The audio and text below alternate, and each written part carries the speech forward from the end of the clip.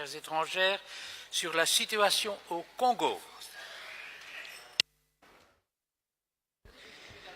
Oui, merci Monsieur le Président, Monsieur le Ministre des Affaires étrangères et de la Défense. La situation politique en Belgique tendrait presque à nous faire oublier que la situation au Congo dégénère complètement. Il y a encore eu cette nuit l'incendie de dépôt à Kinshasa où il y avait des machines à voter et le régime Kabila accuse sans aucune preuve, de manière totalement farfelue, le candidat de l'opposition d'être derrière cet incendie. Plus fondamentalement, les 4 principes qui avaient été énoncés par la haute représentante Federica Mogherini lorsqu'elle avait vu Sheikh Kitundu, le ministre des Affaires étrangères congolais, le 22 novembre dernier, donc des élections inclusives, transparentes, crédibles et apaisées, ne sont évidemment pas rencontrés aujourd'hui. On le sait, il n'y a pas d'observation électorale européenne qui est tolérée. La machine à voter, la fameuse machine à voter, les listes électorales posent toujours des inquiétudes très lourdes et il n'y a pas non plus évidemment d'apaisement, on le voit aujourd'hui à travers les tirs à l'égard et à l'encontre de certains candidats et notamment du candidat Martin Fayulu. Alors on sait aussi que le régime de Kabila avait accepté ce processus électoral parce qu'il pensait que l'affaire était faite, que son candidat pourrait être élu facilement, parce qu'il avait truqué ce processus électoral. Mais aujourd'hui on voit que ce candidat, Martin Fayulu, suscite un énorme enthousiasme, que les foules se déplacent sur son chemin. Il a visiblement un soutien populaire très important et donc le régime fait ce qu'il fait à chaque fois. Il tire, il tue, il blesse, il réprime. Et notamment ce candidat. Alors la question est de savoir ce qu'on peut faire effectivement par rapport à un tel processus, ce qu'on peut faire pour éviter encore plus de chaos, plus de violence, plus de répression. Et je sais que vous n'êtes pas restés les bras ballants, et je sais qu'on a parfois critiqué la Belgique et la diplomatie belge pour avoir été ferme au Congo, mais le risque est grand aujourd'hui qu'effectivement la situation dégénère encore plus au Congo. Alors je vous demande simplement, Monsieur le ministre des Affaires étrangères, quel est l'état actuel des discussions que vous avez avec vos collègues européens sur la situation au Congo? Quel est l'état également du soutien que nous pouvons apporter à la population congolaise, au processus électoral, et quel est le soutien et quelles sont les discussions qui peuvent avoir lieu au Conseil de sécurité par rapport à la situation actuelle au Congo? Je vous remercie. Merci, Monsieur d'Allemagne. La parole est au ministre. Merci, Monsieur le Président, chers collègues, Monsieur d'Allemagne. Comme vous le savez, je suis avec beaucoup d'attention tout le processus qui doit mener maintenant des élections le 23 décembre, et depuis plusieurs années. Elles auraient dû avoir lieu en 2016 et même les accords de la Saint-Sylvestre n'ont pas pu être mis en œuvre pour des élections en 2017. Alors aujourd'hui, je suis particulièrement préoccupé par le durcissement des conditions de campagne. Il y a eu des incidents sérieux lors du passage par Lubumbashi du candidat à la présidentielle de la coalition Lamuka, c'est-à-dire un des principaux candidats d'opposition, vous l'avez cité, Martin Fayulu.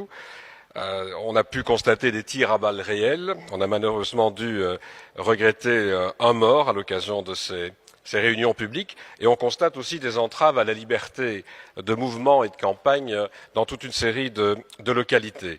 Alors dans ce climat tendu, vous demandez ce que l'on peut faire. Tout d'abord, je crois que la MONUSCO doit contribuer non seulement à faire la lumière sur les incidents, mais à tenter de protéger la population et de protéger le processus électoral en lui-même. C'est pourquoi, à l'instar de la représentante du secrétaire général des Nations Unies, Leïla Zerougui, j'ai appelé solennellement, et j'appelle encore solennellement, à respecter les droits de tous les candidats et de leurs militants, et à respecter les obligations internationales relatives aux droits humains dans le cadre de cette campagne.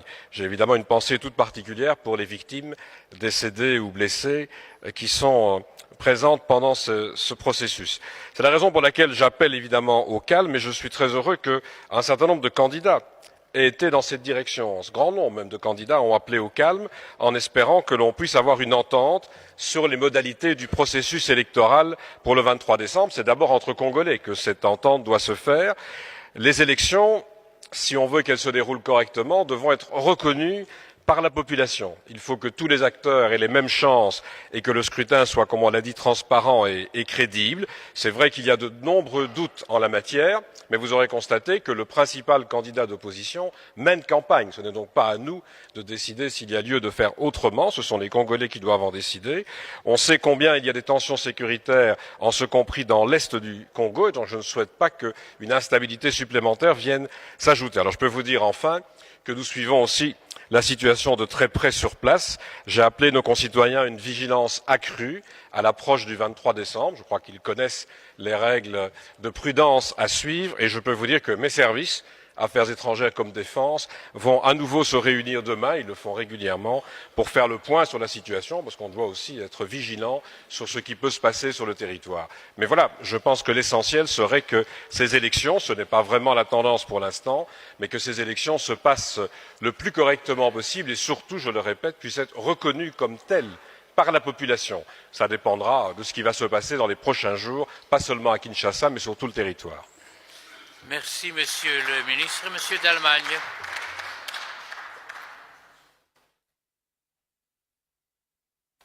Oui, merci, Monsieur le ministre des Affaires étrangères. D'abord, je voudrais vous remercier de prendre les mesures qui s'imposent effectivement par rapport à la protection de nos concitoyens.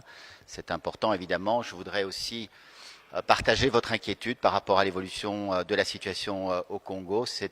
Nous sommes loin effectivement de pouvoir espérer que le 23 décembre, il y ait effectivement un candidat qui soit légitimement élu au Congo. Je pense qu'il est important de rappeler aux autorités congolaises que toutes les personnalités, toutes les personnes qui seront auteurs de crimes contre l'humanité pourront être poursuivis en raison de ces crimes. Il y a une série de sanctions qui sont aujourd'hui à l'œuvre au niveau de l'Union européenne. J'espère que nous continuerons dans cette voie. Je pense que les autorités congolaises doivent savoir qu'elles ne peuvent pas impunément tirer sur leur population, établir le chaos, provoquer encore plus de misère au sein de leur population sans que cela soit suivi d'effet. Je voudrais rappeler ici les mots du docteur Mukwege lorsqu'il a reçu son prix Nobel de la paix le 10 décembre dernier. Il a dit ceci, il appelait à la mobilisation de la communauté internationale.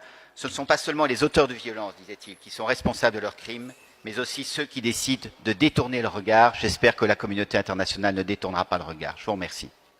Merci, Monsieur d'Allemagne. L'incident est clos.